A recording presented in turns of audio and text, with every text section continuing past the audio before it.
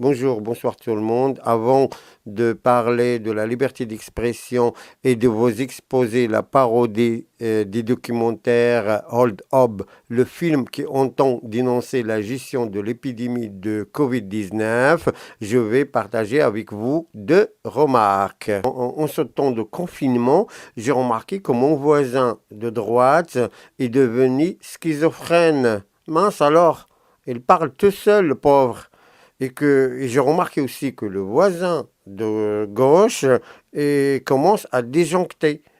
En fait, je l'ai vu parler à son chien. J'ai raconté ça à mon aspirateur. On était mort de rire.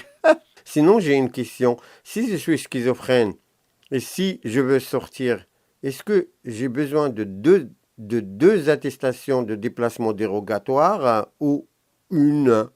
Je ne sais pas. Avant de me dire. Ce que me dérange, c'est la censure autour des hold-up. Ce film se présente comme une enquête en fait, et la censure tombe. Ce qui me dérange aussi, c'est le deuxième hold-up démocratique, qu'on en parle moins d'ailleurs. Par exemple, l'autoritarisme et notamment la liberté d'expression des médecins. Cette liberté est limitée par la censure et la pression qu'ils reçoivent. Il y a un autre hold-up démocratique, c'est le 49.3. C'est le braquage sur la réforme de la retraite.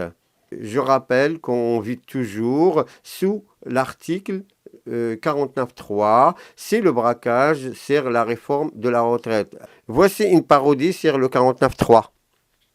Bon visionnage.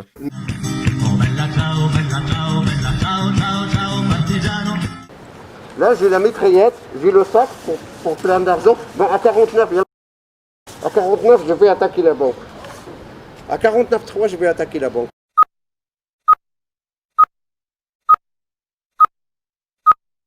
Maintenant.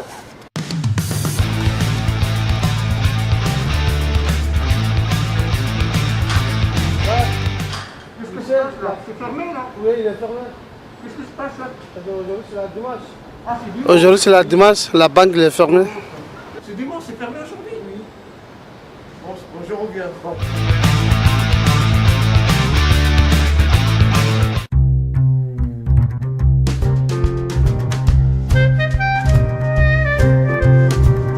C'est un signal d'alarme historique, c'est un choc. Et dans nos lois, nos principes, nos droits, il y a la liberté d'expression. Ça veut dire que dans notre pays, la France, quiconque peut s'exprimer librement sur le président de la République, le gouvernement, la majorité politique comme la minorité, sur le reste. Ça, c'est notre droit, et il vient de loin, de la fin du XIXe siècle. Il est important de le défendre, parce que c'est celui que veut le peuple français. Et nous sommes dans notre pays souverain. Ce qui est important, c'est que je dois préserver cette liberté. Je veux ensuite que tout ça se fasse dans le respect de chacune et chacun.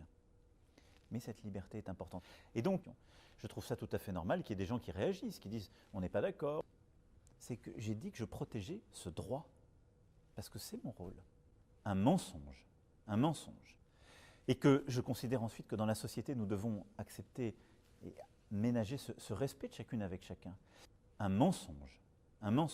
Mais il ne m'appartient pas à moi, en tant que président de la République, d'amoindrir ce droit parce que certains sont choqués. C'est ça que je voudrais que vous compreniez. Parce qu'à ce moment-là, j'instaurerai dans mon pays une forme d'ordre moral ou d'ordre religieux. Je dirais aux gens qui écrivent ou qui dessinent, vous n'avez pas le droit de dire cela parce que ça en choque d'autres.